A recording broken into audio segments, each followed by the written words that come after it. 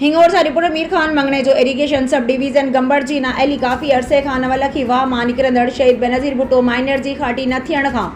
आख़िर तंग थी फसलनि जे बचाव जे लाइ पाणी जी रिस्क पहुचाइण लाइ मुतासिरीन आबादगारनि पारां पंहिंजी मदद पाण तहत मज़कूरा माइनर जी खाडी खणी रहिया हुआ त खाडी खणंदे आबादगार खे नांग ॾंगे वरितो, जेको थॾे ते किरी पियो ऐं दाहूं कूकूं कंदो रहियो ऐं बेहोश थी वियो, जंहिं साथी आबादगारनि पारां खणी सोबदरो अस्पताल लाइ इलाज लाइ पहुचायो वियो। उन मौक़े ते मुतासिरीन आबादगारनि सिंध प्रेस क्लब हिंगोरजा जी मीडिया टीम खे ॿुधायो त इरीगेशन सब डिवीज़न गंबड़ अंदर खाडीअ जे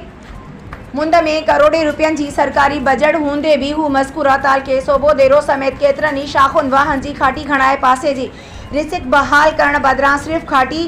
बहाने किताबनि जा पेट भरे करोड़े रुपयनि जी करप्शन कई पई वञे। आबादगारनि जा फसल न पहुचण सबबि आबादगारनि जा फसल सुकी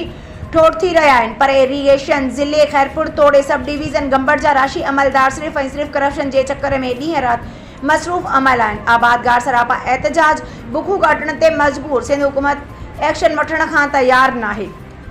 supreme court of Pakistan, Sindh high court, वज़ीर आज़म पाकिस्तान, वज़ीर आला सिंध समेत करप्शन खिलाफ़ कम कंदड़ सरकारी एजेंसियूं हिन अहम मामले जी जांच कराए मज़कूरा करप्शन जे सौदागरनि खिलाफ़ सख़्त कार्रवाई करे इबरतनाक सज़ा ॾेई मुतासिर आबादगारनि जे मुतालबे ते अमल दरामद कराईंदे खाटी खणाए इंसाफ़ मुहैया करायो वञे।